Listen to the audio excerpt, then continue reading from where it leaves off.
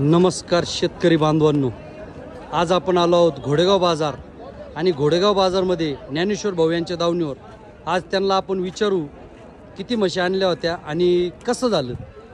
ज्ञानेश्वर भाऊ नमस्कार. नमस्कार भाऊ, जय श्रीराम. बोला भाऊ. ज्ञानेश्वर भाऊ किती म्हशी होत्या आज?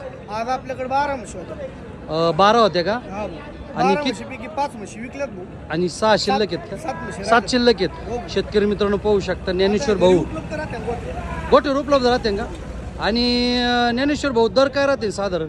आता 80,000पासून ते 1.5 लाखापर्यंत रेंज आहे भाऊ. शेतकरी मित्र जर आपली युट्यूबच्या इंस्टाग्रामच्या माध्यमातून जर आले तर कमी जास्त करून देऊ.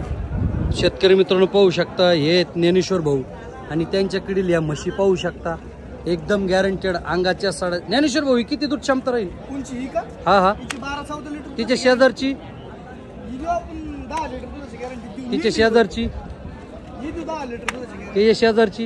ही देऊ 14 लिटर गॅरंटी. पुढून 16 लिटरची गॅरंटी आलेली हिची. पण आपण 14 लिटर दुधाची गॅरंटी देऊ.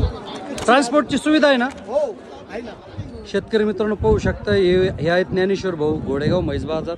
त्यांच्याकडे आता या 7 म्हशी विक्रीसाठी आहेत. 5 म्हशी विकल्या. तरी ज्या कोणा शेतकऱ्याला खात्रीशीर म्हशी घ्यायच्या असतील त्यांनी ज्ञानेश्वर भाऊ यांना संपर्क करा आणि जास्तीत जास्त खात्रीच्या म्हशी खरेदी करा.